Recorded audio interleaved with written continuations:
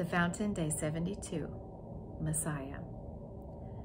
We are in an hour that we clearly see described in the Bible. I'm sure this has been going on for a while, but right now, the labor pains of the earth are so intense, it's impossible not to pay attention. This morning in my Bible reading, I came across this portion of scripture and I knew God wanted me to write about it, largely because this certain portion has been going through my mind for over a week. So reading it today confirmed.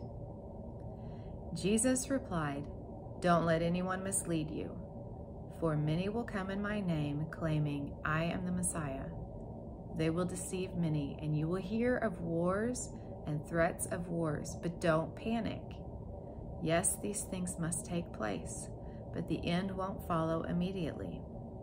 Nation will go to war against nation, and kingdom against kingdom. There will be earthquakes in many parts of the world, as well as famines. But this is only the first of the birth pains, with more to come." Mark 13, 5-8. Current affairs can feel overwhelming, but if we remain tethered to Scripture, which is the truth, then we will weather this storm with peace. Since Russia invaded Ukraine, I have felt uneasy.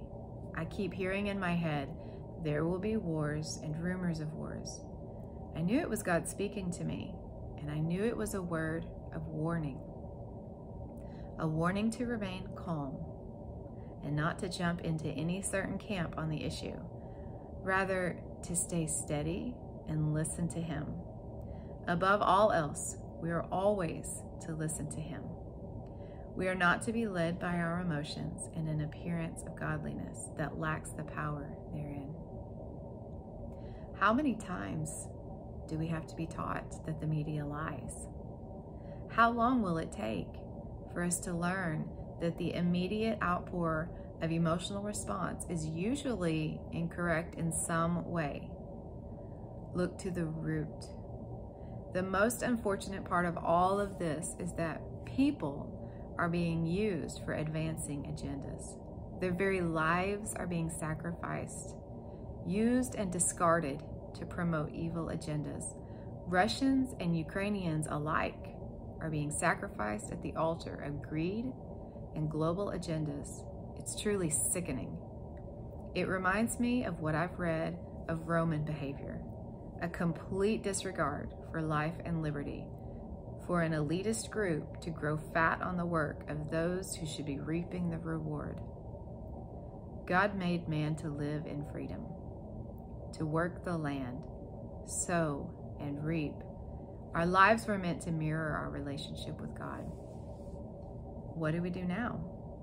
How do we walk in a time of uncertainty? How do we stomach injustice? Where do we go from here? To the cross. Every day and in every moment, we must cling to the cross. Jesus leads the way. Let Him. Learn from His ways. Listen to His voice. Then and only then will you know the way. Hear, O Israel, the Lord our God, the Lord is one.